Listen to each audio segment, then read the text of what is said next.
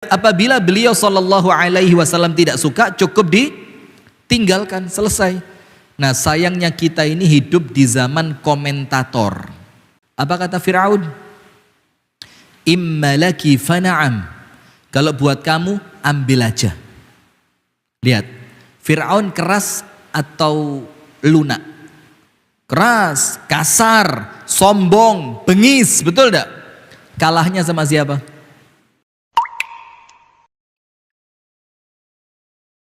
Puji dan syukur alhamdulillah kita haturkan kepada Allah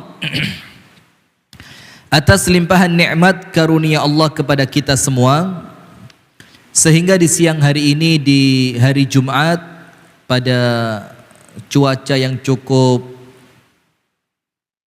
bukan suasananya yang hangat, cuacanya yang hangat ya. Di cuaca yang cukup hangat semacam ini, karena kami dari Malang, jadi Anda tahu Malang itu bagaimana? Enak gitu ya, sejuk. Tapi dulu, sekarang ya sama aja. Nah, maka sekarang alhamdulillah kita dipertemukan oleh Allah di gedung Iqra dalam rangka ya saling mengingatkan, tausiah, berbagi faidah, berbagi ilmu, berbagi pengalaman, agar insya Allah di antara kita nanti saling dapat memberi dan menerima manfaat. Amin ya rabbal alamin. Maka salah satu di antara prinsip hidup kita, ini hati-hati saya sampaikan untuk pemirsa Madani TV, untuk saya pribadi dan untuk asatidzah sekalian, prinsip hidup, jadikan setiap orang yang Anda temui ladang pahala. Jangan sebaliknya, orang yang Anda temui menjadi ladang dosa Anda. Itu prinsip. Jadi Anda ketemu siapapun, dimanapun, siapapun mereka, dari agama apapun, wabil khusus kalau mereka kaum muslimin, itu maka jadikan mereka itu ladang Anda mendapatkan pahala. Minimal dengan senyuman, minimal dengan wajah yang menyenangkan, minimal dengan ucapan doa berupa salam, minimal dengan nasihat. Maka sebanyak orang yang Anda temui, sebanyak itu pahala yang Anda dapat. Tapi sayangnya Bang, sekarang ini kita terbalik. Ketemu orang kopiahnya miring, dirasani. Ketemu orang antara jilbab sama gamisnya nggak serasi, jadi bahan omongan. Iya. Ketemu orang tanya, oh ini hari Jumat, nanti sore WTV keluar layangan putus episode terbaru, jadi dosa. Oh sudah habis? Sudah habis belum? Serialnya sudah habis? Sudah ya? Masya Allah, ngikutin semua ya tiap Jumat ya. Anda ikut yang berbayar apa yang gratis? Berbayar, bagus Bu ya, siap-siap nanti dihisab sama Allah di hari kiamat ya. Sudah begitu maka jangan jadikan orang yang Anda temui itu memberatkan hisab kita nanti di hari kiamat. Maka kalau ketemu sesuatu yang tidak menyenangkan, tutup mata, tutup telinga, wafil akhir, tutup mulut. Itulah salah satu di antara filosofi dalam agama Islam. Man kana yu'minu billahi wal yaumil akhir falyaqul khairan aw liyasmut. Wes pokok ndak cocok, diem. Dan itulah kenapa An-Nabi SAW ma sabba ta'aman qattu, tidak pernah sekalipun mencela makanan. In syahiya akalah wa illam tashtahi taraka. Kalau Rasul suka dimakan, apabila beliau SAW tidak suka, cukup ditinggalkan, selesai. Nah, sayangnya kita ini hidup di zaman komentator. Di zaman apa? Komentator. Dan kadang-kadang tulisan-tulisan di truk itu nampaknya jadi benar sekarang. Hidup Tuhan yang menentukan, kita yang menjalani, orang lain yang mengomentari. Masya Allah. Sampai ditulis apa? Hidup tidak senyaman lidahnya komentator. Waduh, pedes-pedes tulisan sekarang ini ya. Sampai kalau panjenengan itu punya akun Facebook, punya akun Instagram segala macam, tidak akan pernah luput dari yang namanya haters. Nah maka yang begitu-begitu itu wis mangkel njorone ati wajar. Kan begitu. Tapi jangan sampai terucap dengan lisan atau tertulis dengan tangan kita. Kenapa? Karena nanti boleh jadi semakin banyak orang yang muamalah dengan kita, justru membebani kita di hari kiamat. Nah itulah kenapa hadirin yang dimuliakan oleh Allah Subhanahu wa ta'ala, dan kepada seluruh pemirsa Madani TV dimanapun Anda berada, itulah kemudian kenapa kita itu perlu faham dengan benar, dengan baik, bahwasannya tidak ada yang luput dari tulisannya Allah Subhanahu wa ta'ala. Sampai dikatakan, ya ma li hadzal kitabi la yughadiru saghiratan. Tidak boleh saghiratan kalau di sini. Karena itu apa namanya? Tanwin ketemu waw, maka namanya idgham bi gunnah. Ma li hadzal kitabi la yughadiru saghiratan wala kabiratan ikhfa illa ahsaha wa wajadu ma amilu hadira wala yadhlimu rabbuka ahada. Nah maka dikatakan di sana, ini kitab catatan apa ya Allah? Sampai saya ndak sengaja pernah ketemu orang, saya ngerasa loh kelambine kecilien. Terucap, loh kok tertulis ya Allah? Saghiratan yang kecil, wala kabiratan begitu pula yang besar, illa ahsaha kecuali semuanya oleh Allah dicatat. Wa wajadu ma amilu hadira, dan mereka mendapatkan semua yang mereka amalkan itu datang di hadapan mereka, Allah tampakkan. Tapi ingat satu kuncinya, wala yadhlimu rabbuka ahada, dan Allah tidak akan zalim kepada seorang pun di antara kalian. Apa artinya? Faman ya'mal mithqala dzarratin. Di sini tidak boleh tajwid salah, tidak boleh, harus pas ini. Karena saya biasa kalau ambil potongan ayat itu tidak ditajwidkan, dan itu hukumnya boleh, kecuali kalau kita pas tilawah gitu. Tapi kalau di sini saya takut nanti. Ini Masya Allah ini ya. Ini udah siap-siap terus ini. Ini doknya kurang Ustadz. Sa kurang halus. Tok itu pipinya tidak boleh gelembung Ustadz. Tok. Masya Allah. Maka saya ditawari ngaji di sini tuh ya ndredeg, ya seneng gitu loh. Khawatir kalau ada beberapa makhorijul huruf yang salah itu nanti apa Ustadz kuliah syariah kok keliru. Sudah, maka itulah Allah katakan, فَمَنْ يَعْمَلْ مِثْقَالَ ذَرَّةٍ خَيْرًا يَرَهُ وَمَنْ يَعْمَلْ مِثْقَالَ ذَرَّةٍ شَرًّا يَرَهُ. Sekecil apapun yang Anda lakukan, pasti Anda lihat balasannya. Dan sekecil apapun dari keburukan yang Anda lakukan, pasti dapat balasannya. Dalam Islam dikatakan, al-jaza'u min jinsil amal. Apa yang Anda lakukan, Anda akan dibalas seperti perbuatan Anda. Balasan sesuai dengan perbuatan. Maka alhamdulillah, di siang hari ini kita dipertemukan oleh Allah dalam majelis yang mulia ini dalam rangka saling memberi manfaat. Saya insya Allah dengan menyampaikan ini mudah-mudahan dapat manfaat.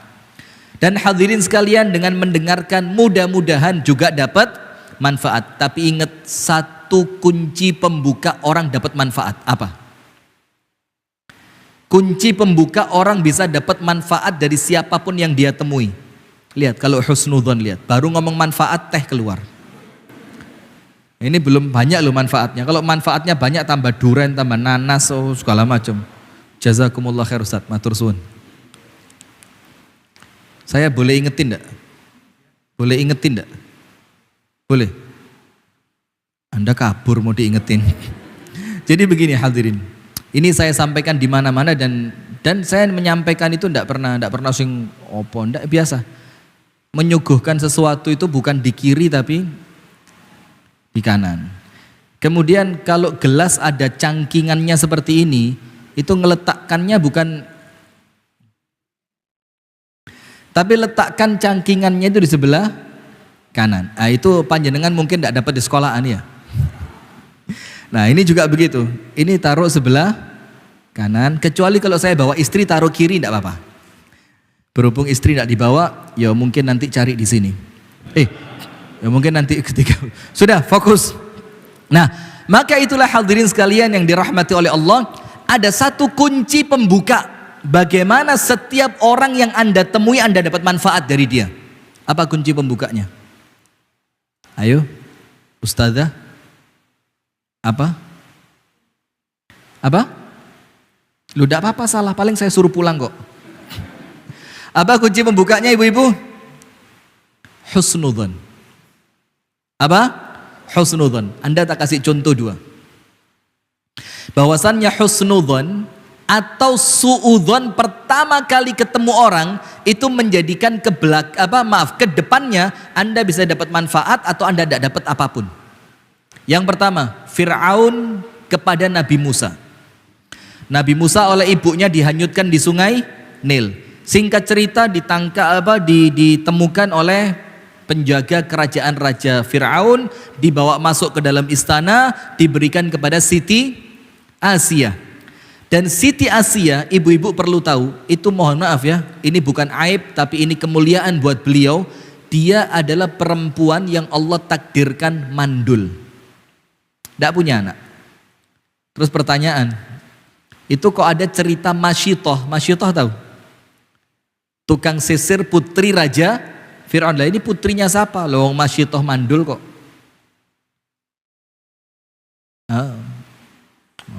Apa? Alah apa? Silakan, tidak apa-apa, salah tidak apa-apa. Ini ya. Maka tidak tahu kalau di Jawa Tengah ya. Kalau di Jawa Timur saya sempat nemui beberapa orang itu punya anak putri diberi nama Masyitoh. Padahal itu kurang baik. Masyitoh itu artinya tukang sisir. Kalau bahasa sekarang yo kerja di salon itu namanya Masyitoh bahasa Arabnya. Kenapa dia dibilang Masyitoh? Karena kerjaannya apa? Menyisir rambut putri Raja Fir'aun. Nah ini hadirin lihat, kalau raja itu istrinya berapa permaisuri? Permaisuri berapa? 1, selir. Selirnya berapa? Nah maka yang disisir oleh Masyitoh itu adalah putrinya Fir'aun dari selirnya. Nah maka ketika Asia itu mendapatkan bayi kecil dan Nabi Musa itu kecilnya, Anda buka tafsir Ibnu Katsir lah, bukan tafsir, Qasasul Anbiya, cerita para nabi milik Al-Imam Al-Hafidh Ibnu Katsir. Nabi Musa itu waktu kecil, mohon maaf ya, ini bukan meremehkan Nabi Musa, sama sekali tidak, tapi itu ciri fisiknya, itu gemuk, hitam, rambutnya keriting kecil-kecil. Sementara Asia, Siti Asia itu perempuan yang menikah lama, Allah tidak karuniai anak. Bagaimana sifatnya perempuan? Lama tidak punya anak, pengen punya anak, tiba-tiba nemu anak digendong, anaknya gemesin. Ngomong sama Fir'aun, Fir'aun la taqtuluhu. Yang satu qol-qolahnya kurang. La taqtuluhu. Jangan dibunuh yang ini. Kenapa? Asa mat jaiz. Mali belajar tajwid ya. Asa an yanfa'ana au nattakhidhahu walada. Boleh jadi ini anak manfaat buat kita, atau kalau kamu perbolehkan Fir'aun, aku mau angkat jadi anak angkatku. Ya kan? Kenapa Asia bilang begitu? Karena waktu itu muncul keputusan dari Raja Fir'aun, setiap bayi laki-laki Bani Israel harus dibunuh. Maka Asia bilang apa? Yang satu ini tolong jangan dibunuh. Apa kata Fir'aun? Imma laki fana'am. Kalau buat kamu ambil aja. Lihat, Fir'aun keras atau lunak? Keras, kasar, sombong, bengis, betul enggak? Kalahnya sama siapa? Ibu-ibu, suami Anda sekeras Fir'aun? Enggak. Suami Anda sekejam Fir'aun? Enggak. Maka Anda akan lebih mudah lagi mengalahkan mereka ini. Sampai dikatakan dalam hadis, tidaklah aku lihat sosok makhluknya Allah yang akalnya lemah, agamanya lemah, yang bisa mengalahkan laki-laki kuat kecuali perempuan, kata Rasulullah. Sampai Ibunda Aisyah tidak terima, kenapa kami kurang akal, kurang agama? kurang akal itu karena persaksian satu orang laki-laki sebanding 2 orang perempuan, maka akalnya kurang. Kenapa? Kalau perempuan itu bersaksi tidak cukup 1, harus 2, karena perempuan itu kalau ngomong butuh temen. Mau bukti? Cerita panjang, yang diceritani tidak percaya, terus di sebelah panjenengan ada temen, lah iya sih mbak, iya benda, butuh temen perempuan, coba laki, ente percaya gak percaya sakarep musim, penting aku cerita lewat wedok, lah iya sih mbak, gitu, mesti perempuan. Itulah dia kurang apa? Kurang akal. Apa kurang agama? Karena setiap bulan dia tidak sholat dan dia tidak puasa, betul enggak? Ketika datang tamu bulanan, menstruasi bulanan. Nah, kemudian ibu-ibu yang dirahmati dan bapak-bapak yang dirahmati oleh Allah Subhanahu wa taala, maka Firaun mengatakan apa? Immalaki fana'am, buat kamu ambil. Anak ini tidak tak bunuh. PN, jadi anak angkat. Tapi Firaun bilang apa? Immali, kalau saya, fala hajatali alai, saya tidak butuh sama anak ini. Coba lihat, dari awal Firaun ngelihat Musa suudzon, bilang apa? Aku tidak butuh sama dia. Akhirnya saya mau tanya, Nabi Musa menjadi sumber kehancuran kerajaannya Fir'aun atau menjadi sumber kejayaan kerajaannya Fir'aun? Sumber kehancuran. Kenapa? Mulai awal dia terlanjur suudzon. Maka panjenengan ketemu orang juga begitu. Kalau panjenengan ketemu orang dari awal sudah husnudzon, dari awal sudah baik sangka, dari awal sudah tafaul, bahasa Arabnya itu tafaul itu apa? Bersugesti positif, iki mesti apik gitu loh. Ini mesti manfaat, ini mesti sukses, ini mesti keren. Maka sampai ke belakangnya dapat. Kenapa? Allah Ta'ala berfirman dalam hadis qudsi, ana inda dhanni abdi bi. Kata Allah, aku senantiasa sama dengan prasangka siapa? Hambaku. Itu contoh orang yang ketika ketemu orang lain suudzon, tidak dapat manfaat. Contoh yang kedua, yang husnudzon. Anda tahu Azizu Misr, Raja Mesir, ketika akan membeli Nabi Yusuf dari perbudakan. Lihat Pak, Nabi Yusuf itu Nabi, bapaknya beliau adalah Nabi, kakeknya Nabi, buyutnya Nabi.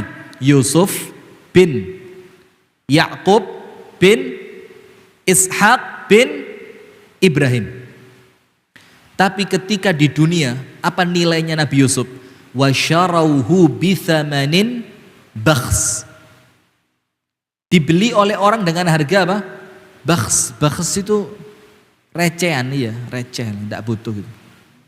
Wa kanu fihi minaz zahidin. Dalam keadaan mereka ngelihat Yusuf ini, apa manfaatnya budak ini? Badannya kecil, kurus, tidak bisa disuruh kerja, tidak menghasilkan uang, maka dibeli murah. Lihat Pak, ini manusia yang di langit Allah munculkan kemuliaannya, di dunia dipandang manusia apa? Remeh. Maka nilai kita ini Pak, bukan di mata manusia tapi di mata siapa? Allah. Tidak usah sedih. Uwais Al-Qarni apa? Ketika Umar Ibnul Khattab mencari laki-laki dari Yaman bernama Uwais Ibnu Amir Al-Qarni. Datang rombongan haji dari Yaman, tanya, afikum Uwais, ada Uwais enggak? Apa kata kepala rombongan? Ya Amirul Mukminin Umar, la narfa'u laka Uwaisan illa rajul fihi jinnah. Kami tidak membawa orang namanya Uwais yang bisa kami bawa menghadap kepadamu kecuali seorang laki-laki sing rodok gendeng. Bayangin, ini wasiatnya Rasul, yang Rasul ngomong sama Sayyiduna Umar, kalau ketemu minta doain. Sama masyarakatnya dipandang apa? Rodok gendeng, sedikit gila. Yang kemudian ditinggalkan, tidak boleh ikut haji, ditinggal, kerjaannya apa? Jaga unta. Jaga unta. Ala arba'ati dananir, dengan bayaran 4 keping uang emas. Selama ritual haji, Uwais suruh ngarit, suruh jaga unta, suruh ngasih minum unta, suruh Angon lah pokoknya. Ya apa nanti ketika mereka pulang untanya siap gitu loh. Itu di mata manusia. Apa kata Umar? Wes saya tidak peduli. Mau ente bilang gila, mau ente bilang tukang parkir, mau ente bilang tukang ngarit no unto, tidak peduli. Saya cari dia, ketemu, dilihat ciri-ciri fisiknya, ditanya sesuatu, ternyata betul itu Uwais. Di mata Allah mulia, di mata manusia apa? Hina. Nah sudah, ketika Aziz Misr, penguasa Mesir mau membeli Nabi Yusuf, apa yang terjadi hadirin? Dia beli Nabi Yusuf, harganya murah. Terus dia ngomong sama istrinya.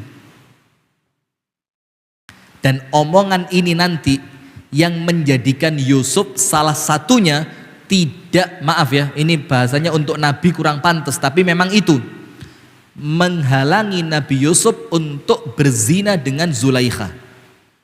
Panjenengan ingat pelan-pelan ya, pelan-pelan. Apa kata Azizu Misr? Akrimi mathwahu asa ayyan fa'ana au nattakhidhahu walada. Istriku, ini anak yang kita beli, tolong dimuliakan. Kasih tempat yang baik, kasih pakaian yang baik, kasih makanan yang baik, kasih apa yang dia mau. Muliakan dia. Kenapa? Karena aku berharap anak ini membawa manfaat. Husnudzon atau suudzon. Kalau Fir'aun tadi bilang apa? Saya ndak butuh. Sementara Raja Mesir mengatakan apa? Mudah-mudahan anak ini manfaat. Ini husnudzon. Sekarang saya mau tanya, keberadaan Nabi Yusuf manfaat ndak buat negeri Mesir? Manfaat ndak? Apa manfaatnya? Minimal dua.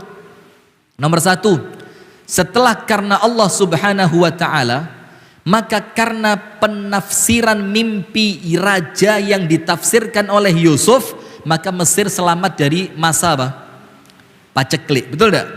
7 tahun pertama nanem, 7 tahun kedua nanti kalian simpen, nanti berikutnya akan muncul masa paceklik. Karena tafsir mimpi dari Yusuf, Mesir selamat dari kelaparan.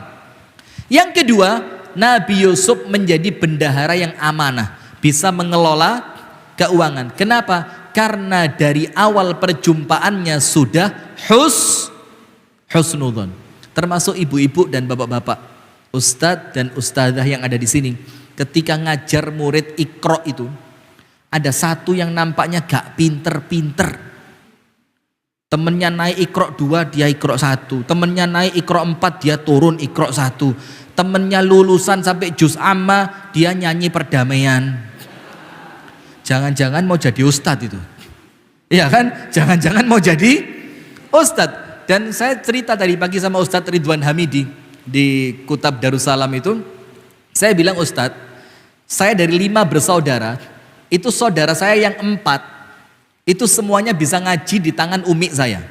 Kakak pertama, kakak kedua, kakak ketiga sama adik saya 1. Lanang kabeh, pendowo 5. Saya nomor 4. Setiap umi saya ngajar ngaji, saya mencolot pagar. Macem-macem, ban-banan dek kali, asak brambang, sak macem, nakalnya top. Tapi umi saya telaten. Dan sekarang, mohon maaf ya, ini bukan sombong, saya yang paling pinter ngaji di antara mereka. Padahal biyen gak iso ngaji. Kan? Artinya apa? Umi saya husnudzon. Iso nak, bisa. Yang sabar, yang telaten, yang istiqomah. Sampai sama umi saya gara-gara tidak bisa ngaji tok, bukan karena apa-apa, gara-gara gak iso ngaji saya dimasukkan pondok. Ternyata Masya Allah, ternyata disitulah kemudian Allah buka pintu kebaikan. Nah, maka panjenengan semuanya ini kalau lagi ngajar murid ono sitok sing nampaknya rodok gregetno gitu, gitu ya, itu yang husnudzon. Boleh jadi karena kamu nanti sama Allah aku diselamatkan di hari kiamat, kan begitu.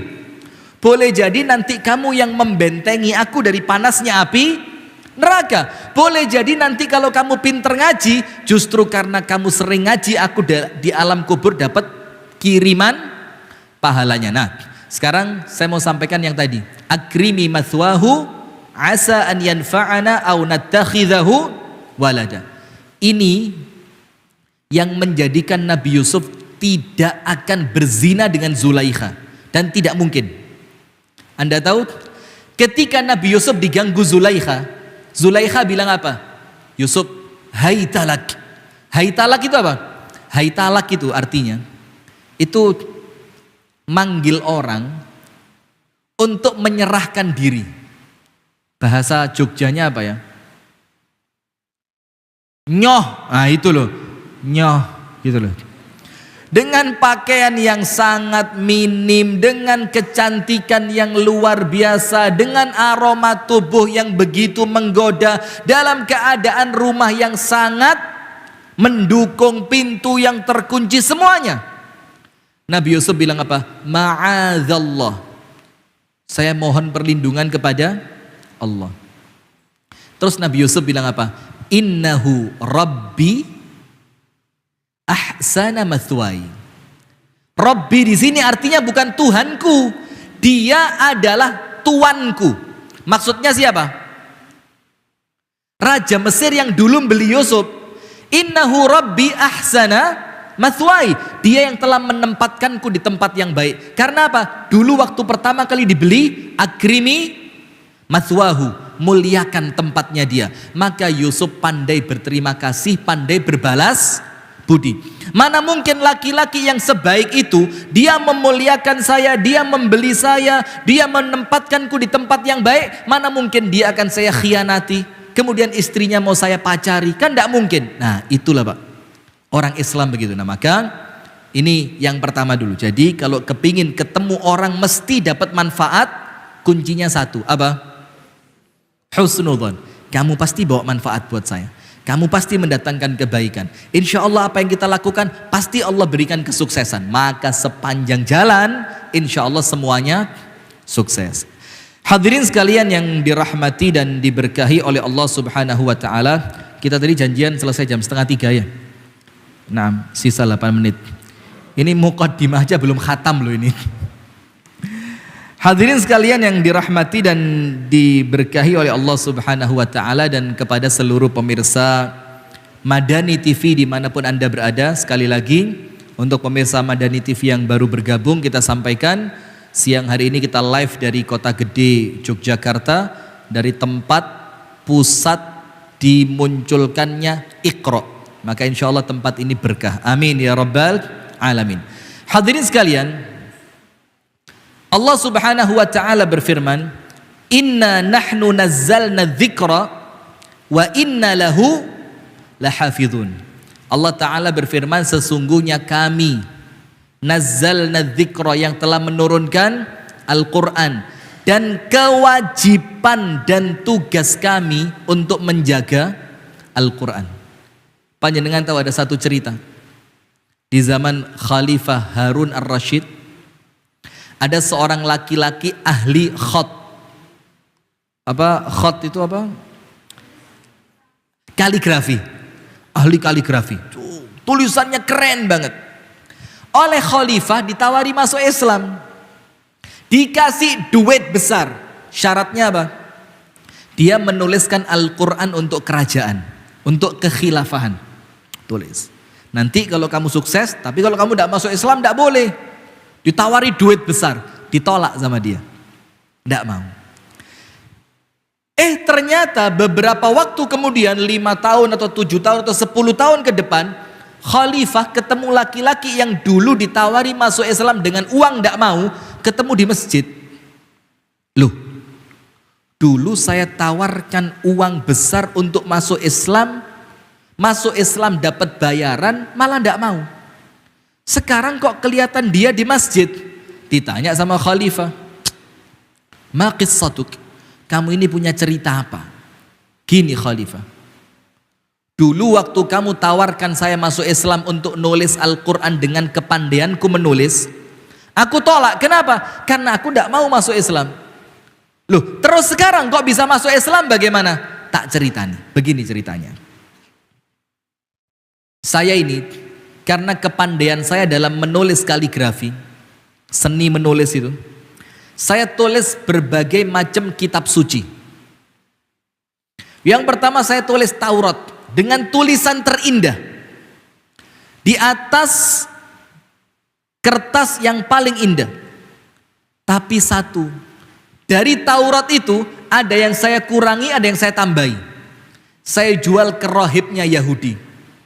Dibaca sama rohib, dibayar mahal. Dia tidak ngerti kalau kitabnya saya tambah dan saya kurangi. Saya bilang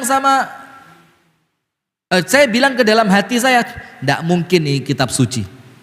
Kok semudah itu kitab suci dirubah-rubah, dikurangi, ditambah. Sudah, besok saya ganti kitab Injil.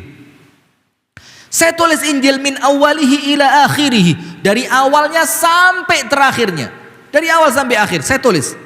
Saya jual ke seorang pendeta dengan tulisan yang sangat indah, dengan kertas yang indah. Saya tambah dan saya kurangi. Ketika dibaca oleh pendeta itu, ternyata dia tidak tahu Injilnya aku tambah, Injilnya aku kurangi. Aku ngomong dalam hati, tidak mungkin ini kitab suci. Semudah itu dipermainkan oleh manusia. Maka aku coba Al-Quran. Aku tulis dengan tulisan yang indah betul. Setelah semuanya selesai, aku jual ke orang Islam. Dia tanya harganya berapa, aku sebutkan harga yang mahal. Dicek sama dia. Ternyata dia menemukan di dalam tulisanku ada yang kurang dan ada yang lebih. Maka Al-Quran itu dikembalikan kepadaku. Tidak mau, ini bukan Qurannya umat Islam. Aku katakan sama orang itu, wes separuh harga. Separuh? Lah serius begitu cerita. Anda ketawa.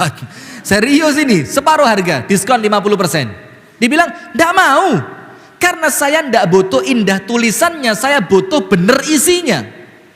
Terus katanya si penulis tadi apa? Sudahlah, balash, majanan, gratis.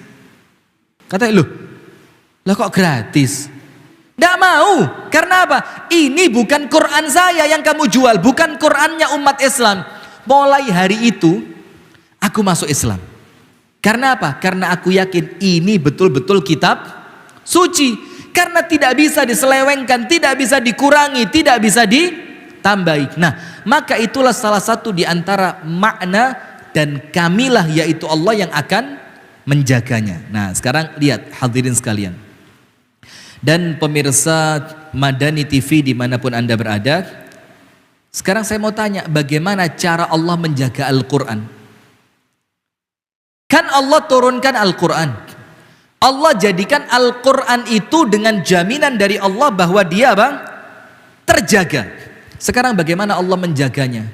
Disebutkan oleh Al-Imam Al-Hafidh Ibnu Katsir, hafizahullahu, Allah menjaga Al-Quran itu fi suduril mu'minin, di dalam hatinya orang-orang yang beriman. Maksudnya apa? Di dalam hafalannya orang-orang yang beriman. Maka ingat ketika Sayyiduna Utsman ibnu Affan akan menulis satu Quran resmi milik kekhilafahan Islam, itu sama sama Utsman yang dikumpulkan siapa? Para penghafal Quran. Setelah Qurannya selesai, dibacain, kamu baca, bener enggak Quran yang saya cetak ini dengan hafalanmu? Oh cocok. Ganti orang, sampai sekian orang mengatakan hafalannya sama, isinya sama, baru sama Utsman ibnu Affan dibagi ke negeri-negeri Islam. Maka dikatakan oleh Al-Imam Al-Hafidh Ibnu Katsir, Allah menjaga Al-Quran itu di dalam hatinya orang yang beriman. Nah sekarang hadirin, panjenengan semua ini, wabil khusus dari puncaknya yaitu Kiai Haji As'ad Humam, semoga Allah merahmati beliau, itu adalah orang yang sedang bekerja untuk Allah dalam proyek penjagaan Al-Quran. Jadi panjenengan ini semuanya adalah karyawan dan karyawatinya Gusti Allah. Saya mau tanya sekarang, panjenengan kerja di perusahaan minyak, atau kerja di kapal pesiar lah, atau di kapal kilang minyak, di kapal yang bakal ke tengah laut untuk kerja minyak, yang pulangnya 2 bulan sekali pulang 2 minggu di rumah, nanti berangkat lagi 2 bulan, pulangnya bu, bayarannya bukan rupiah, bayarannya apa? Dolar. Pernah lihat dolar? Astagfirullah, mau tak kasih contoh? Waduh, kebetulan ya enggak bawa juga. Bayarannya dolar, dan bukan dolar yang kalau dihitung itu gak sampai sak menit entek. Itu kalau dihitung itu yuk, pakai alat yang kayak di bank itu loh. Yang dimancepno itu, apa dimancepno itu? Kita kan gak pernah pakai alat itu ya. Wong gaji bulanan gak sampai dihitung, mek dengan notol ketoro. 2 lembar. Itulah, nanti sabar. Nanti insya Allah kita kasih motivasi bahwa tanpa 2 lembar pun panjenengan jalan. Amin. Loh, masa amin? Mau tanpa 2 lembar? Belas garingan gitu mau? Ya enggak lah ya. Dan maaf, nerima gaji itu tidak menafikan ikhlas. Orang nerima bayaran itu bukan kemudian dia dibilang tidak ikhlas, enggak. Nah sekarang gini, bayarannya dolar sekian. Sekali pulang mesti beli tanah. Bayarannya gede, ditaruh bank eman-eman, mendingan diinvestasikan beli tanah. Itu baru kerja untuk manusia. Ada bayaran besar, ada jaminan asuransi keselamatan, ada jaminan asuransi kesehatan. Kalau punya anak boleh milih, anaknya kalau dikuliahkan di kuliah yang ada kaitannya dengan perminyakan maka dibiayai. Ya apa? Itu baru seorang manusia kerja untuk manusia.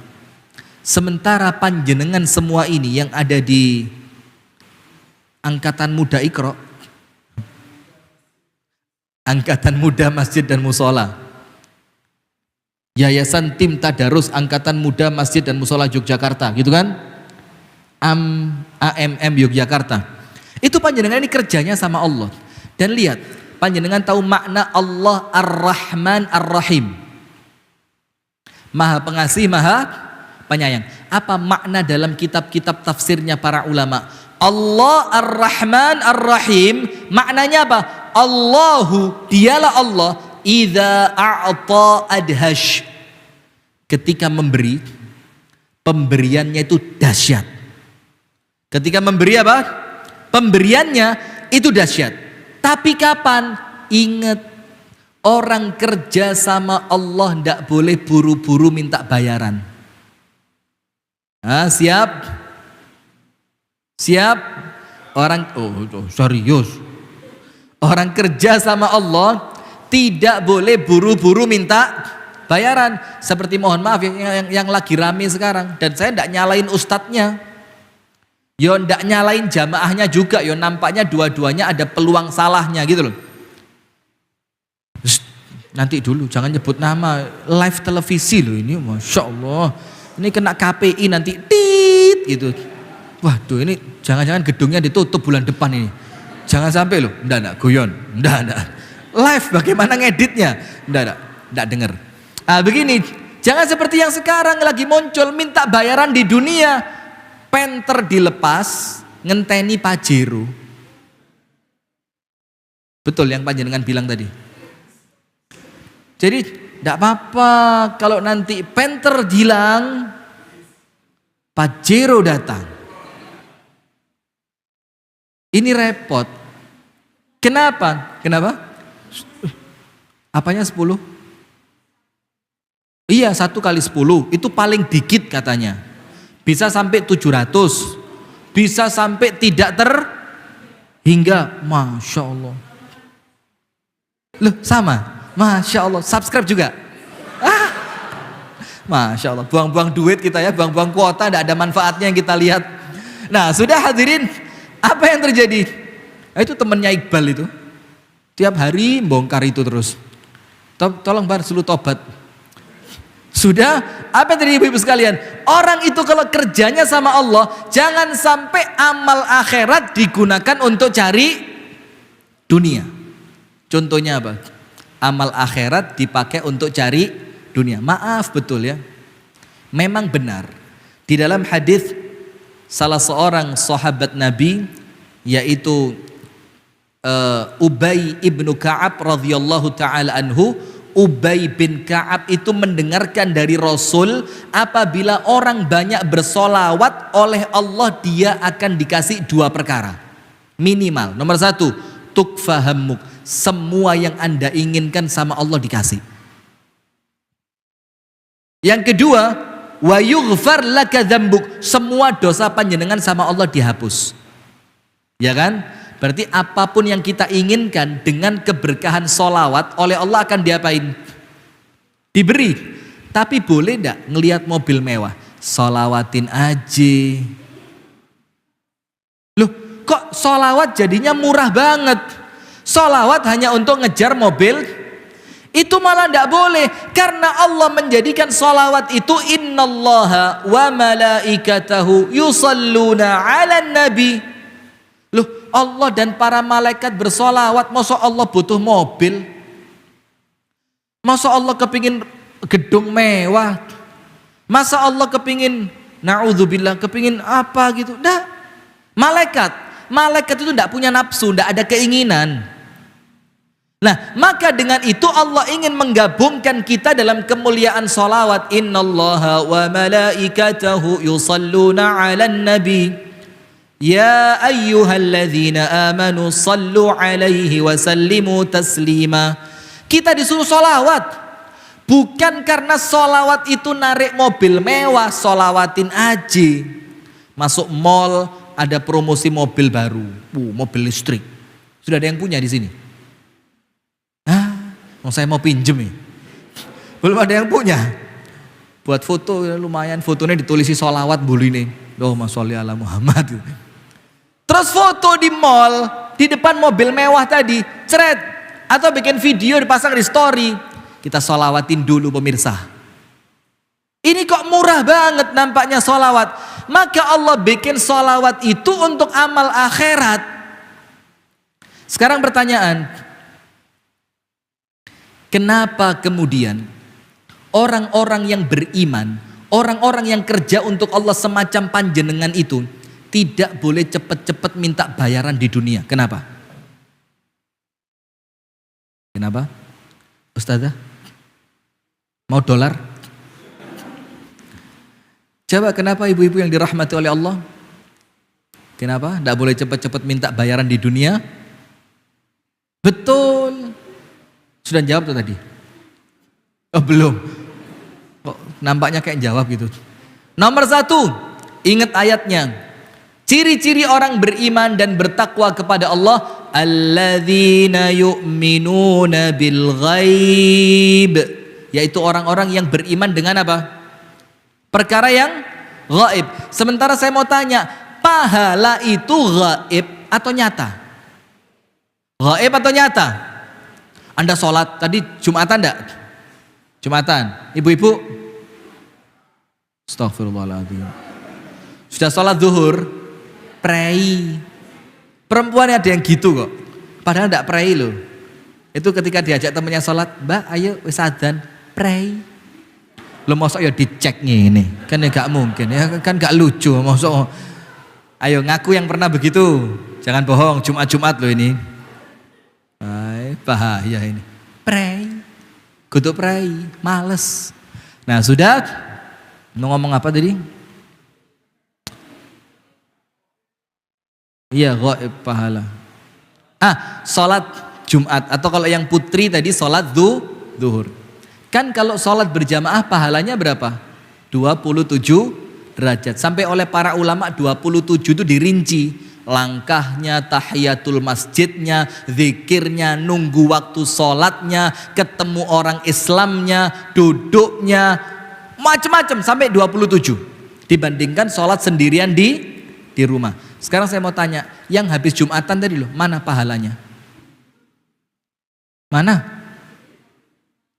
Ditinggal di rumah, tak parani ya ke rumahnya. Coba putri-putri yang sholat zuhur, mana pahalanya? Saya mau lihat. Masuk hantas, mana pahalanya? Mana? Tidak kelihatan, gaib. Dan itulah hebatnya orang Islam. Kenapa? Tidak ngelihat pahala, tidak ngelihat surga, tidak ngelihat, bukan tidak ya, belum. Oh ini kok ketawa kenapa? Hati-hati lama-lama naksir loh. Sudah tidak ngelihat, belum ngelihat surga, belum ngelihat neraka, tidak pernah ngelihat Allah Ta'ala, tidak pernah nampak malaikat. Ada yang pernah lihat malaikat? Tidak ada. Tapi kenapa Anda beriman? Itulah hebatnya sampai oleh Allah panjenengan dibanggakan di depan malaikat. Apa hadisnya? Rasulullah sallallahu alaihi wasallam bersabda, "Inna lillahi malaikatan sayyaratan fil ardi." Ada malaikat yang tugasnya jalan-jalan. Coba mau daftar. Tugasnya apa? Melaku-melaku, tamasya, santai, ngenteni Grab, Gojek gitu ya. Jalan mana? Masjid Gede. Mana? Prambanan. Mana? Borobudur. Mana? Keraton. Mana? Apa yang itu? Yang Malioboro. Terus kafe yang lagi tenar sekarang? Apa? Bukan. Yang ada itu. Apa? Iya tadi apa? Apa? Pendopo Lawas. Di mana itu? Saya kok penasaran nih. Jangan-jangan saya kalau ke sana disuruh nyanyi juga nanti. Di mana? Itu di mana itu? Di mana? Alun-alun selatan. Utara. Berapa kali ke sana? Beberapa. Pas ada yang gini-gini tuh. Iya. Bagus ya. Ketemu sama Zidane ketemu. Triswaka ketemu. Mbak Nabila ketemu. Ustadz kok tahu? Saya beritahu ya, kalau Ustadz harus tahu supaya kalau ada pertanyaan jawabnya penak. Kalau Ustadz tidak tahu kan ya lucu. Ustadz bagaimana hukumnya ini? Apa itu? Kompani sini. Sudah lanjut, subhanallah. Nah, maka begini hadirin sekalian, ini malaikat tugasnya jalan-jalan. Tapi jalannya bukan jalan yang fadhi, kosong. Tapi apa? Yaltamisuna ahla dzikir. Yang mereka itu mencari orang yang akan berangkat ke majelis zikir. Majelis zikir itu untuk kita majelis ta'lim. Apalagi yang diajarkan Al-Quran. Lihat, ini buat panjenengan semua ini. Jadi, kalau pas mau berangkat ngajar ngaji, Iqra atau yang lain, itu berangkatnya yang semangat karena panjenengan oleh malaikat dilaporkan kepada Gusti Allah. Terus setelah ketemu kaum yang mau ngaji, oleh malaikat dibisi, halummu ila hajatikum. Mas, cepetan. Mbak, sing cepet. Ketika mereka sampai di tempat pengajian, di tempat taklim, di tempat Al-Quran, itu malaikatnya duduk, jeret. Setelah beberapa waktu duduk, lapor sama Allah, ya Rabbi, ada sebagian kaum yang sedang baca Al-Quran. Terus Allah tanya, itu mereka di sana ngapain? Yuhammidunak, yusabbihunak, yukabbirunak, yu'azzimunak. Mereka mensucikanmu, mereka memuliakanmu, mereka mengagungkanmu. Terus sama Allah ditanya, pernah nggak mereka ngelihat aku? Malaikat jawab, wallahi ya Rabbi ma ra'auk. Demi Allah, mereka tidak pernah melihatmu. Gak tahu. Terus Allah tanya, fa kaifa law ra'auni? Tidak pernah ngelihat saja, jatuh cinta sama Allah. Angkat tangan yang tidak cinta sama Allah. Yo gak wani ngaku kan ya, kok kebangetan kan? Walaupun secara perbuatan kadang-kadang perbuatan kita itu mencerminkan orang yang tidak cinta kepada Allah. Coba tahajud sama tidur enak mana? Ya jujur bagus timbang gak tahajud goroh mana kan? Jujur. Jadi kita itu lebih cinta dunia dibandingkan Allah. Maka Allah tanya, sekiranya mereka pernah melihatku bagaimana? Apa kata para malaikat? Asyaddu hubban lak. Kalau mereka pernah melihatmu ya Allah, maka mereka lebih cinta lagi. Coba lihat. Sekarang saya mau tanya, kenapa Allah tanya begitu sama malaikat? Apa karena Allah tidak tahu? Tahu. Bahkan Allah jauh lebih tahu. Bahkan sebelum kejadian itu terjadi, Allah sudah tahu. Kita lanjutkan dulu. Terus Allah tanya, mereka minta apa? Dibilang mereka minta surga. Allah tanya, pernah nggak mereka melihat surga? Hal ra'auha? Pernah melihat surga? Tidak pernah. Terus Allah tanya, kalau mereka pernah melihat surga bagaimana? Wow, yo lebih kepingin masuk surga. Wes cukup kata Allah. Nomor 3, mereka minta diselamatkan dari apa? Dibilang mereka minta diselamatkan dari api neraka. Allah tanya, pernah nggak mereka melihat neraka? Dijawab oleh para malaikat, wallahi ya Rabbi ma ra'auha. Demi Allah mereka tidak pernah melihat. Allah tanya, bagaimana kalau mereka pernah ngelihat neraka? Malaikat bilang apa? Lebih lari dari neraka. Tidak pernah aja takut, apalagi pernah. Sudah. Terakhir apa Allah katakan? Malaikat, kasih untuk mereka apapun yang mereka minta. Selamatkan mereka dari apa yang mereka takutkan. Kita minta apa tadi? Surga. Kita takut dari apa tadi? Neraka. Terakhir Allah bilang, ighfir dzunubahum jami'a. Ampuni semua dosa mereka. Malaikat langsung, ya Allah, inna fihim fulanan laisa minhum. Ya Allah, di tempat itu ada satu orang yang datang bukan karena pengajian. Datang karena apa? Kewajiban. Ini diwajibkan ya. Jadi coba gak wajib, gak teko aja nih. Angkat tangan yang model begitu. Kenapa? Insya Allah datangnya ikhlas semua ya. Ini wajah-wajah mukhlisin ini. Oh iya. Kelihatan wajah itu ceria, bahagia, tenang, bersinar gitu. Maka panjenengan jangan terlalu heran kalau orang-orang yang muncul di televisi itu ganteng, putih. Ini loh. Kalau yang lebih serius lagi, itu masuk ruangan dulu, itu muka dibersihkan, diberi bukan bedak, anti mengkilap. Jadi supaya ketika kena kamera itu dia tidak mengkilap dan tidak bisa keluar keringat atau minyak. Maka jangan kaget kalau, artis kok ganteng-ganteng. Saya pernah sama Mas Dian itu yang di belakang kamera itu acara Hijrah Fest di Palu, ketemu dengan artis-artis hijrah. Itu kita masuk hotel untuk istirahat malam, 1:30 malam.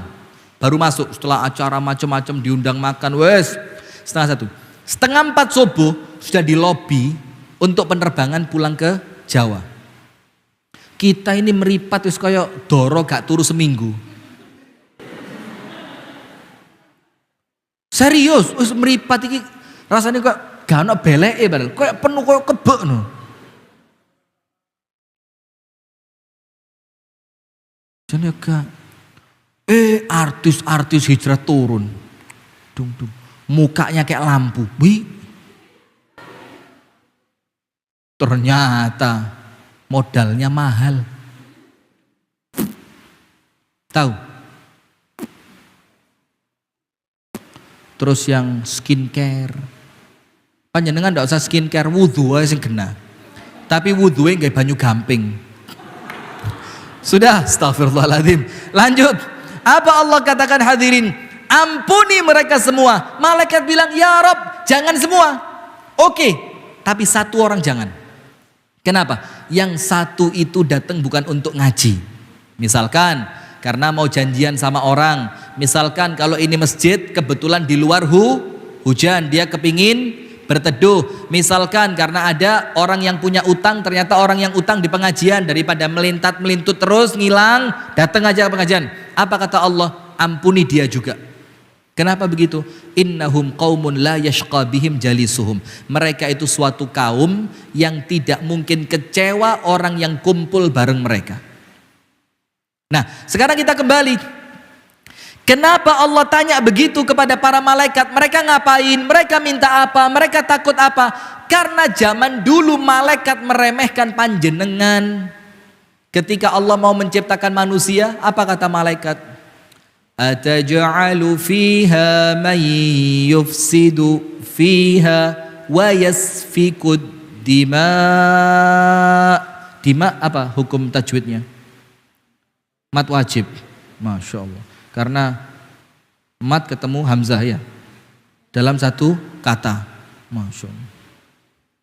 Betul ya, tidak salah ya. Ya Rabbi ya Allah, kenapa engkau ciptakan di sana sesosok makhluk yang mereka itu ataj'alu fiha man yufsidu fiha, orang-orang yang senengan ngerusak. Sekarang jujur, betul tidak manusia seneng ngerusak? Betul. Zaharal fasadu fil barri wal bahri bima kasabat aydin nas liyudhiqahum ba'dalladzi amilu. telah nampak kerusakan di mana-mana, bumi, daratan, lautan, karena tangannya siapa? Manusia. Saya kira-kira 2 minggu yang lalu, hadirin, 2 pekan yang lalu, itu dapat foto hutan ketika penghuninya monyet, macan, terus monyet, macan, dan lansak piturute. Paham bahasa itu ya? Ya. Yus, binatang itulah. Kemudian ditulis di sana plus 20 tahun, artinya 20 tahun kemudian setelah hutan itu dihuni manusia, ternyata nampaknya lebih beradab binatang dibanding manusia. Tanamannya habis, pohonnya habis, di tanahnya longsor, ada yang bekas dibakar, ada sumber air yang sudah mengering. Kenapa? Karena perbuatan tangan manusia. Dan itu yang malaikat omongkan kepada Allah, ya Allah, itu manusia suka ngerusak. Kenapa engkau jadikan dia khalifah di muka bumi? Wa yasfikud dima, dan dia senang menumpahkan darah. Senang gak berantem? Itu manusia. Gak cocok, bunuh. Waris, bunuh. Lamaran ditolak, anak panah bertindak. Masya Allah. Ada yang anak cinta ditolak, tulup, ngerti tulup? Jadi ketika acara rame, ada festival di kampung begitu, kalau tulup itu kan gak ngetarani ya, alatnya cuma sekian, lebih panjang dikit, dimasukin jarum, ada bulu-bulu kecil di belakangnya, jarum itu direndam di racun beberapa waktu. Ketika perempuan yang dilamar sama dia lewat, ketika banyak orang gitu, dia sambil jalan gini, tidak ada orang lihat, ditutupi kopiah atau apa, langsung kejat-kejat, muntah, mati. Wa yasfikud dima, senengannya menumpahkan darah. Sementara malaikat bilang apa? Wa nahnu, kami ya Rabb, nusabbihu bihamdika wa nuqaddisu lak. Kami ini senengan kami tasbih, memujimu, mensucikanmu, wa nuqaddisu lak, dan menjadikan engkau itu kami sebut dengan sebutan yang mulia. Nah, apa Allah bilang? Aku tahu apa yang kalian tidak tahu. Nah sudah, maka karena malaikat itu protes kepada Allah tentang manusia, maka kebaikan manusia yang sebelumnya malaikat tidak tahu oleh Allah diapain? Ditunjukkan. Tapi ingat hadirin, bayaran yang Allah janjikan untuk orang yang kerja sama Allah bukan di dunia tapi di akhirat. Sekarang pertanyaan pertama terjawab. Kenapa bayarannya bukan di dunia tapi di akhirat? Nomor 1, karena ciri khas orang beriman itu percaya dengan perkara yang gaib. Maka kalau panjenengan diceritani pahala, itu ya seperti orang yang tidak percaya dengan akhirat ngelihat jeruk ini. Ini apa? Jeruk apa semangka ini? Kok kecil di sini ya? Di tempat saya ada yang gini-gini tuh loh jeruk. Jeruk yang apa, yang sunkist apa namanya itu? Berapa sekilo di sini sekarang? Boleh 20.000? Saya terakhir beli 27.000 sekilo. Manis-manis enak itu. Di sini ada. Kok maling ngomongnya jeruk ini? Sudah. Maka nomor 1, karena Allah ingin menguji. Apa ujiannya? Karena kalau semua kebaikan dibalas di dunia, tidak ada orang jahat. Kalau semua sedekah langsung diganti sama Allah, tidak ada orang medit. Iya apa enggak? Sedekah 10.000. Tadi saya bawa ada 100-annya kemana ya?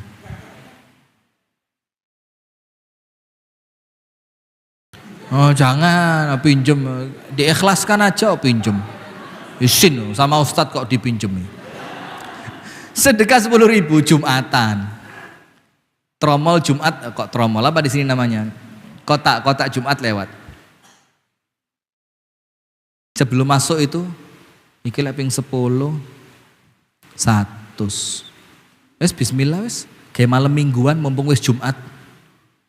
Masuk. Ketika ini langsung balik 100.000, kira-kira wong sak masjid sodako apa ndak? Sodako apa ndak? Itu kotak Jumat gak cukup, pakainya brankas. Kenapa kotak Jumat sepi? Itu jalannya ndak pakai macet, lancar. Macetan Yogyakarta dari masjid mana tadi? Sampai itu macet. Itu kotak Jumat itu Masya Allah, itu mesinnya baru.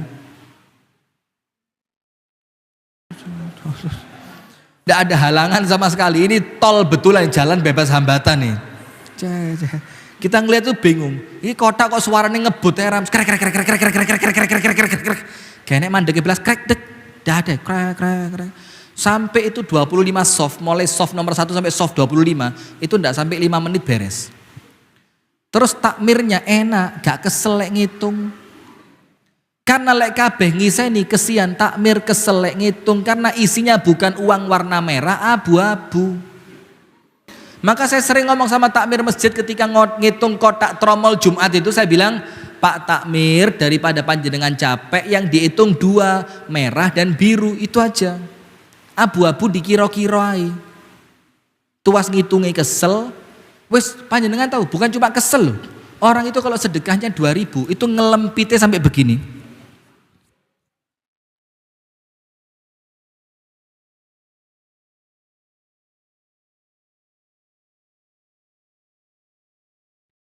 Sudah begini dicokot mana?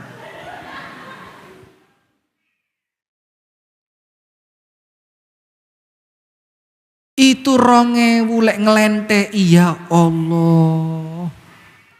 Dikira takmirnya di dalamnya bakal diselipkan 100.000. Takmirnya husnudon. Ngene iki biasanya jurune nek eketan ewu nih.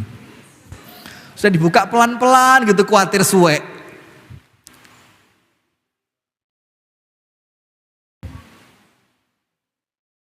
Kok tego nyiksa takmir itu loh.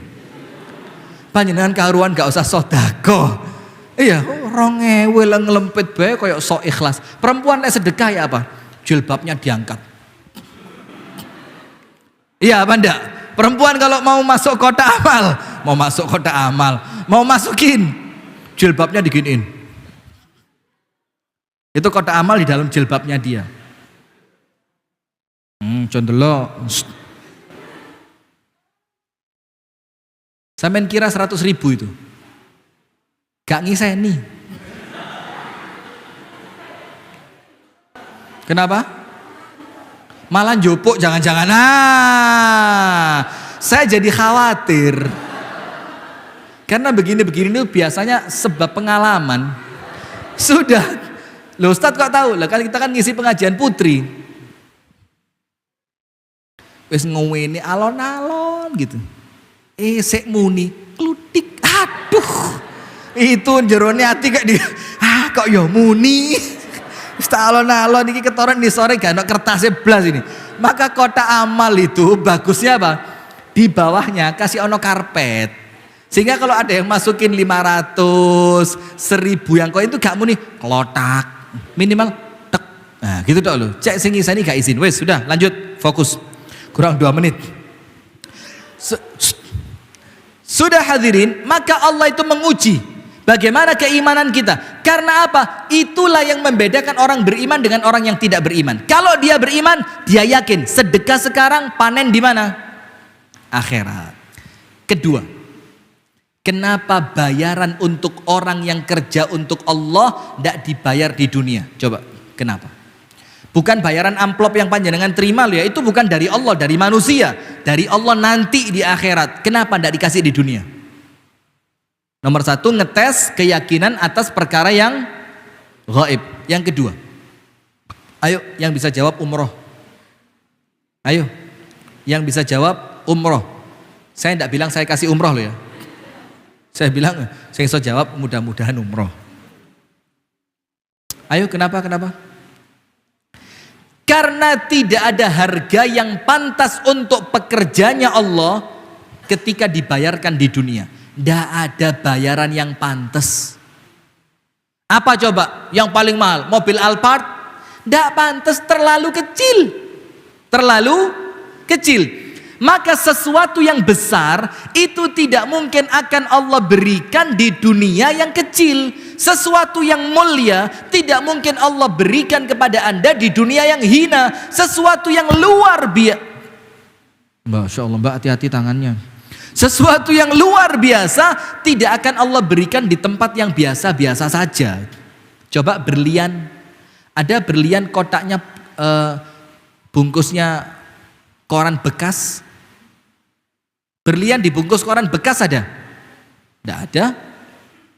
Atau apalah, apa kira-kira contoh yang pas lah, yang bungkusnya mesti mahal? Apa ya? Ya situlah contohnya berlian.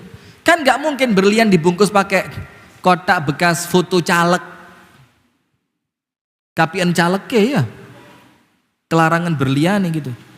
Kenapa? Karena tidak pantas tempat yang hina untuk sesuatu yang besar. Itulah kenapa Allah katakan di dalam Al-Quran apa? Untuk orang yang nanti masuk ke dalam surga, itu Allah berikan kepada mereka apa? Itu balasan ma ukhfiya lahum min qurrati a'yun, apa-apa yang Allah sembunyikan dari mereka waktu di dunia. Kenapa? Karena dunia tidak bisa nampung besarnya bayaran Allah untuk pekerjanya Allah. Nah, maka itulah hadirin sekalian, ibu-ibu dan bapak-bapak yang dirahmati oleh Allah, maka ketika panjenengan ini menjadi salah satu sebab Allah dalam menjaga Al-Quran, inna nahnu nazzalna dzikra wa inna lahu lahafidhun, maka panjenengan ini adalah orang-orang yang bekerja untuk Allah. Nah, orang yang bekerja untuk Allah ciri khasnya 3. Penutup wis selesai. Orang yang kerja untuk Allah ciri khasnya berapa? 3 kok 2. Ciri khasnya 3.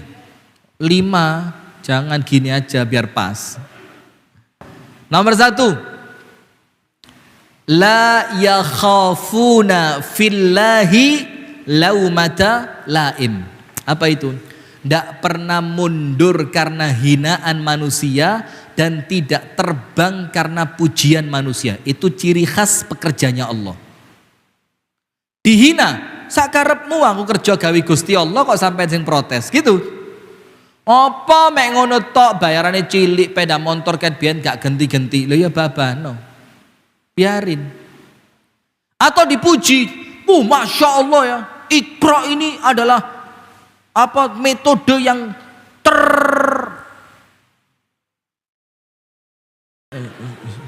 terlaris, yang terbanyak mencetak para pembaca Al-Quran. Yo, alhamdulillah, hadza min fadli Rabbi. Itu ciri khas pekerjanya Allah yang pertama. Tidak pernah ngelihat manusia.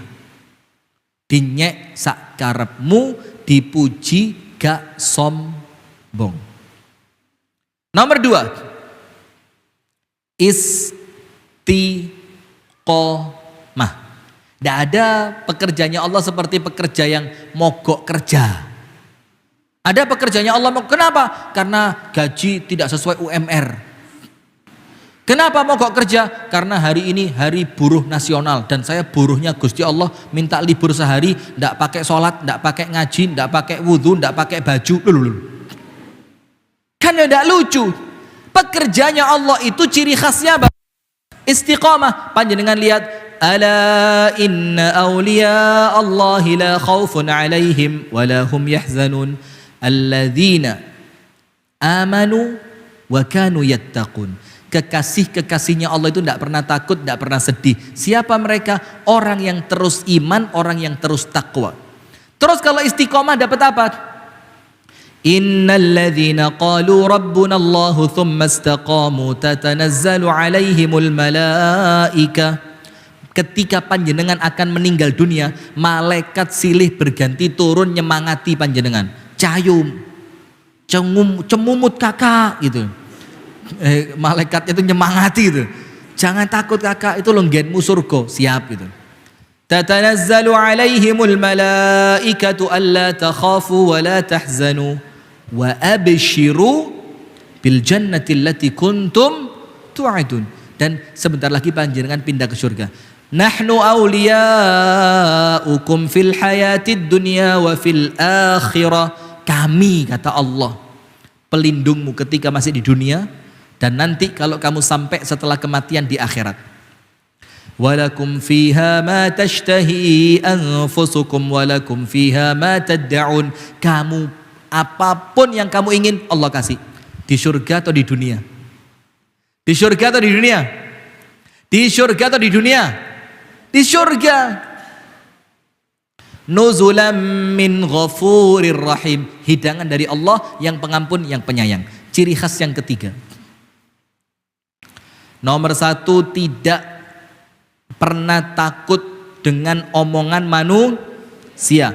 Nomor 2, istiqomah. Nomor 3, amalannya mesti mutqin. Mutqin itu apa? Perfect. Perfect itu apa, Mbak? Sempurna. Mumtaz gitu. Karena apa? Ada hadis Nabi yang mengatakan, innallaha ahabba abdan idza amila amalan atqanahu. Allah itu cinta kepada seorang hamba, pekerjanya Allah tadi, yang apabila dia melakukan suatu amalan, atqanahu, amalannya maksimal, gak sakarpe dewi, gak syukur di. Kebanyakan di antara kita kalau kerja sama manusia ya apa? Alah, yang penting bayaran, ya benda. Uang fingerprint itu loh. Iya betul, namanya fingerprint ya. Sekarang kan rata-rata pakai itu kan. Thread. Anda tahu habis fingerprint metu maneh. Keluar lagi, cek. Itu kalau kerja untuk manusia. Sementara kalau kerjanya untuk Allah pasti tidak main-main. Kenapa? Mindsetnya terbentuk. Ini kerja untuk siapa? Allah. Yang ngelihat siapa? Allah. Yang menilai siapa? Allah. Yang kasih bayaran siapa? Allah. Penutup tak kasih satu cerita. Cerita ini saya dapatkan dari Al-Ustadz Abdullah Al-Hadrami, guru kami di Malang sana ya. Hafizahullahu ta'ala. Ceritanya begini. Ada seorang laki-laki kerja bangunan. Dipercaya sama bosnya. Wes bikin rumah sak banyak-banyaknya. Suatu hari pekerja ini pamit mau pensiun. Bos, saya sudah tua dan alhamdulillah uang sudah cukup, anak-anak sudah selesai kuliah, alhamdulillah bos. Maka saya minta pensiun. Apa kata bosnya? Boleh, tidak apa-apa. Pengabdianmu untuk saya sudah terlalu panjang. Tapi satu aja, saya minta kamu satu. Apa? Bikinkan satu lagi rumah. Ustaz, terakhir, satu aja. Dengan berat hati, pegawainya bilang apa? Iya wis, tak bikinkan satu lagi. Bikin dia rumah. Karena dianggap sama dia, toh sebentar lagi saya tidak kerja kan? Ini mau jelek, mau bagus juga apalah artinya. Wong sebentar lagi saya berhenti kerja.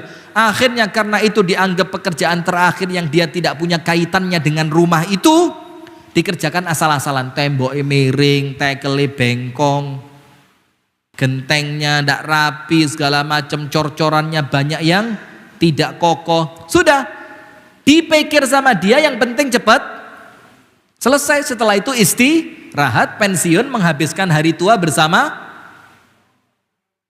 istri tetangga. Astagfirullahaladzim.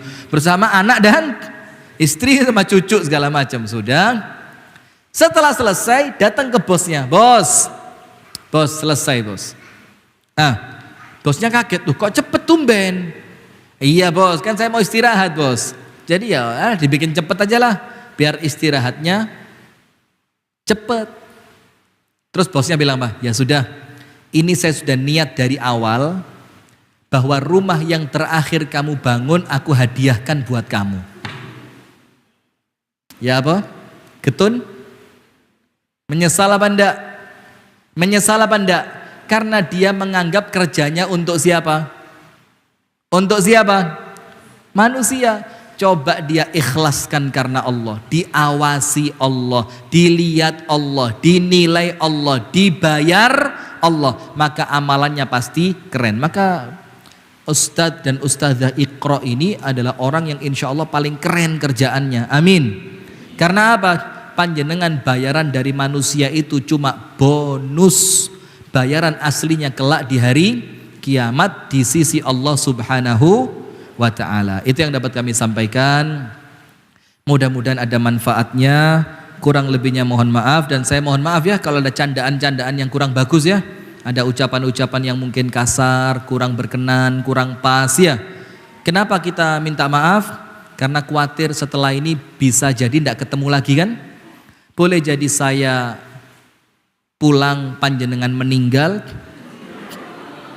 atau nanti boleh jadi saya yang duluan takziah ke rumah panjenengan. Jadi khawatirnya kan tidak ketemu lagi. Apa ada yang salah? Loh, salah apa betul? Betul kan? Lah, yang salah yang mana? Tidak ada lah, iya. Ya, namanya umur di tangan siapa? Allah. Boleh jadi panjenengan, boleh jadi saya. Dan biasa kan?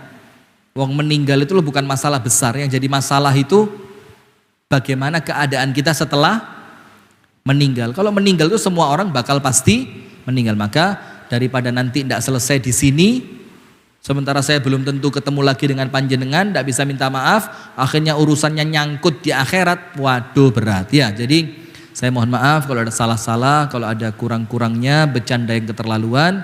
Mudah-mudahan yang kita sampaikan bermanfaat. Aqulu qauli hadza, subhanakallahumma wa bihamdika, asyhadu an la ilaha illa anta, astaghfiruka wa atubu ilaik. Kurang lebihnya mohon maaf. Assalamualaikum warahmatullahi wabarakatuh.